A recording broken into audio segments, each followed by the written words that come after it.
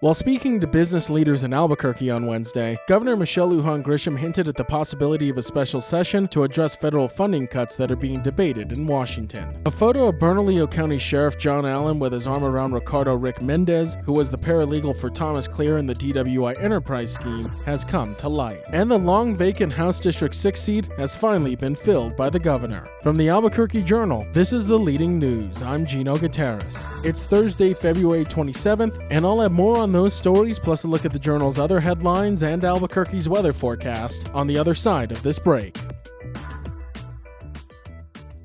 This episode is brought to you by the Kirtland Partnership Committee. For 30 years, we've been dedicated to supporting, growing, and preserving the Kirtland National Security Complex. We work tirelessly to enhance military readiness, foster community partnerships, improve quality of life, and promote economic development right here in New Mexico. Join us in our mission to ensure that Kirtland remains a cornerstone of national security and a key provider of quality jobs and investment for all of Greater Albuquerque. Together, we can make a powerful impact. Kirtland Partnership Committee, proudly shaping the future of our national security for 30 years. Governor Michelle Lujan Grisham has warned that proposed federal budget cuts to Medicaid and other social programs could force her to call a special legislative session later this year. Speaking to business leaders in Albuquerque, she predicted that if the cuts are approved, lawmakers would need to convene in October to address health care funding and keep rural hospitals open. The potential cuts come as New Mexico remains heavily reliant on federal Medicaid funding, with over 840,000 residents, about 40% of the state's population,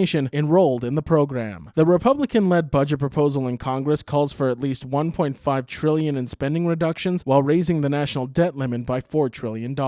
New Mexico's all-Democratic congressional delegation has opposed the measure, arguing that it prioritizes tax cuts for the wealthy over essential services for working families. State officials are closely monitoring developments in Washington, with concerns that reduced Medicaid funding could significantly increase costs for the state. New Mexico currently receives about $3 federal dollars for every dollar it spends on Medicaid, meaning that any decrease in that match rate would leave the state responsible for the greater share of healthcare costs. Despite the looming threat, New Mexico may be in a strong position, at least temporarily, to absorb some of the financial impact. The state's budget plan leaves over $3 billion in unspent funds, which could help offset the cuts in the short term. However, legislators and state leaders warn that long-term reductions in federal support for Medicaid and the Supplemental Nutrition Assistance Program, or SNAP, could have serious consequences, including loss of healthcare coverage and increased hunger among low-income residents. Some lawmakers have proposed using New Mexico's large investment funds, such as its Early Childhood Fund, to help bridge potential funding gaps. While Lujan Grisham has been reluctant to tap into permanent funds for this purpose, she signaled a willingness to consider all options if necessary. Which she's been kind of critical of. She's really a proponent of not having to touch those funds. My colleague Macon Gleason is the co-business editor at the Journal and covered the governor's luncheon speech. But she said she would be objective in looking at those proposals if they come along. She emphasized that her priority is protecting New Mexicans while holding the federal government accountable for its decisions that could impact the state's most vulnerable populations. Since taking office in 2019, Lujan Grisham has called 6 special sessions, including those related to COVID-19 relief, redistricting, and crime issues. She acknowledged that additional special sessions may be likely in the next 2 years, depending on federal actions and the state's needs.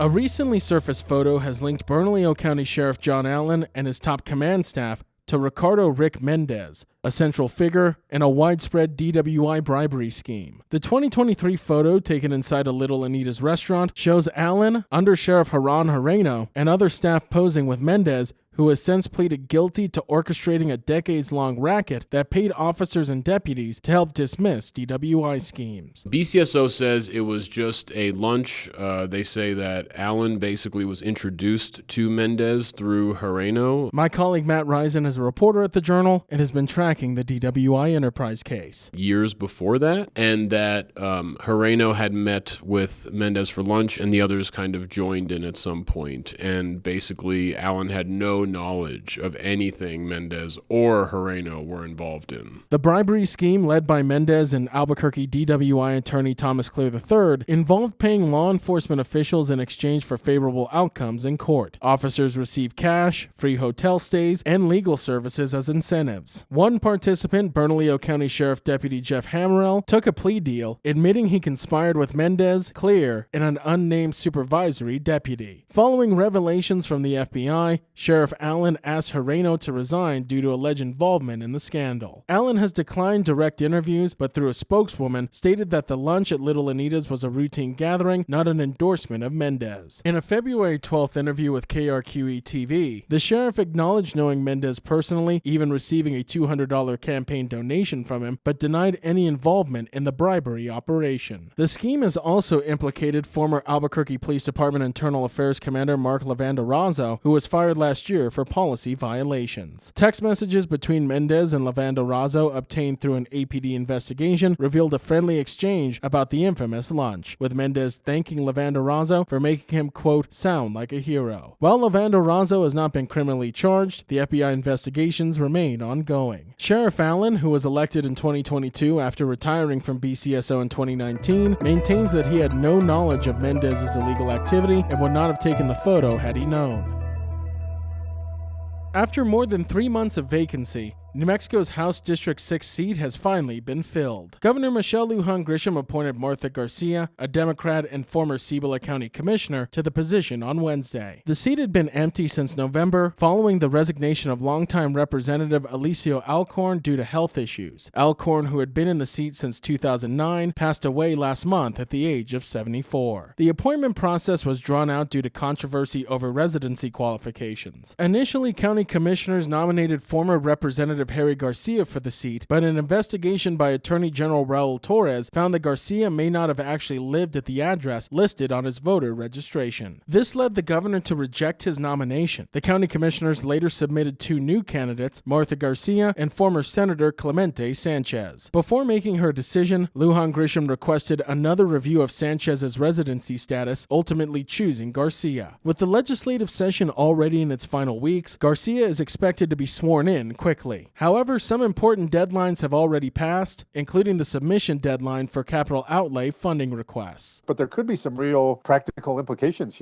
She's now going to be joining the House at a time when some bills could be decided by just a matter of votes. So, we'll see how that plays out. But it's also going to be difficult. Some deadlines, during the legislative session for lawmakers to submit their requests for capital outlay projects, which are kind of brick and mortar projects for, baseball fields, libraries, roads, things like that within their district. Those were due today. My colleague Dan Boyd is the Journal's Capitol Bureau Chief and has been covering the legislative session. So I'm not sure what kind of accommodations, if any, will be made for Representative Garcia, or incoming Representative Garcia, to try to do some of that for her district. But I think certainly residents of that district probably feel some frustration that it took so long to get to this point, even if there were some valid reasons for the delay. Despite the timing, her appointment maintains the Democrats' strong majority in the House at 44-26, which could impact close votes on major bills, such as the proposed state-run paid family leave program that failed by just 2 votes last year. Garcia's appointment also increases Native American representation at the state legislature. As a Dene or Navajo leader, she brings the number of Native American legislators in New Mexico to 9. Her selection was strongly supported by Navajo Nation President Boo Nygren, tribal delegates, and Native American lawmakers who had urged the governor to choose her for the seat. House District 6, which spans west central New Mexico from Grants to the Arizona border, had one of the longest vacancies in recent state history, lasting 93 days. Under the state constitution, legislative vacancies in multi-county districts are filled by the governor, but only from a list of candidates submitted by local county commissioners. While such vacancies are not uncommon due to resignations or deaths, this prolonged delay left constituents without representation for much of the legislative session. In announcing Garcia's appointment, Lujan Grisham emphasized her leadership experience and clear residency qualifications, stating, quote, "I'm proud to appoint Martha Garcia, whose proven leadership as a former Cibola County Commissioner and clear qualifications as a district resident make her the right choice to serve the people of House District 6.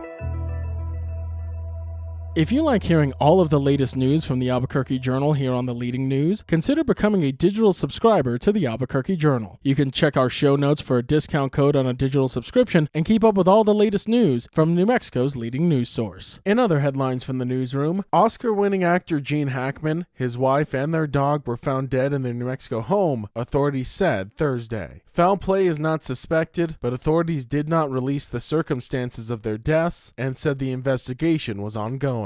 According to Santa Fe County Sheriff's Office spokesperson Denise Avila, Hackman, 95, Betsy and Nakawa, 63, and their dog were all dead when deputies entered their home to check on their welfare around 1:45 p.m. on Wednesday. The gruff but beloved Hackman was among the finest actors of his generation, appearing as villains, heroes, and anti-heroes in dozens of dramas, comedies, and action films from the 1960s until his retirement in the early 2000s. He was a 5-time Oscar nominee who won for The French Connection in 1972 and Unforgiven 2 decades later. His death comes just 4 days before this year's ceremony. The New York Times reported in 1989 that Hackman met a Nakawa, who was a classically trained pianist who grew up in Hawaii, when she was working part-time at a California gym in the mid-1980s. They soon moved in together and by the end of the decade had bought their home in Santa Fe. The large southwestern-style ranch in a gated community just outside of New Mexico's capital city sat on a hill with views of the Rocky Mountains. Hackman was often seen around town and served as a board member of the Georgia O'Keeffe Museum in the 1990s, according to the Santa Fe New Mexican. Hackman had 3 children from a previous marriage, but he and Nakawa had no children together. Hackman told the film magazine Empire in 2020 that he and Nakawa liked to watch DVDs that she rented. Hackman also told Empire, quote, "We like simple stories that some of the low-budget films can manage to produce." An email sent to Hackman's publicist by the AP was not immediately returned early on Thursday. Crime in Albuquerque continued its gradual decline in 2024, with overall offenses decreasing slightly. The latest police data shows that property crime fell by 2%,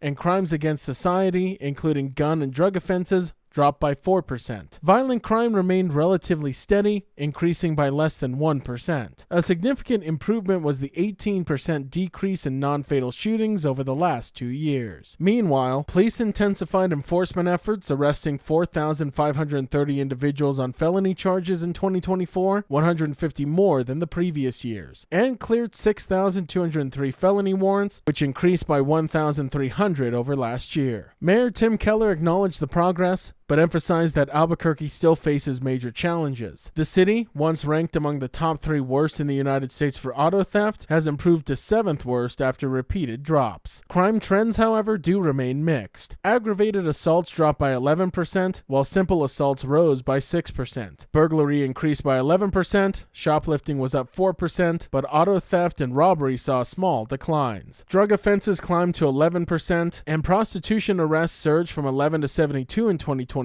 mainly due to targeted police operations. However, DWIs and gun charges dropped by over 20%. Albuquerque Police Chief Harold Medina highlighted the quote seesaw effect, where cracking down on one crime leads to rises in others, particularly those linked to drug addiction. Despite ongoing struggles, officials remain hopeful that Albuquerque can continue reducing crime levels. And Bernalillo County commissioners have filed a complaint against former County Clerk Linda Stover, alleging her recent hiring by incoming Treasurer Tim Etchenberg violates the county's code of conduct. The rule prohibits any former elected officials from taking a county job for a year after leaving office. The commissioners voted 4-1 to submit the complaint to the Code of Conduct Review Board, with Commissioner Walt Benson opposing the move. He cited a conflict with state law, but did not specify which one. The dispute arises from a legal gray area, as New Mexico Attorney General Raul Torres recently opined that county treasurers have sole authority over hiring within their office. However, Commission Chair Eric Olivias noted that the AG's opinion does not carry the force of law. Stover, who finished her term as clerk in late 2024, was hired with a salary of $128,265, 30% more than her previous pay. However, as the complaint is still under review, she will not receive any compensation. Commissioners had attempted to repeal the cooling-off period in December, but failed to secure the required majority. Olivias reaffirmed that Stover is ineligible for paid county employment for a year, but may volunteer or seek work elsewhere. The case now awaits review by the Code of Conduct Review Board. Now taking a look at Albuquerque's weather forecast. Today you can expect partly sunny skies with a high near 61, and this evening mostly clear with a low around 32. To keep up with all the latest news from the Albuquerque Journal, you can visit our website at abqjournal.com. I'm Gino Gutierrez. The leading news will be back tomorrow.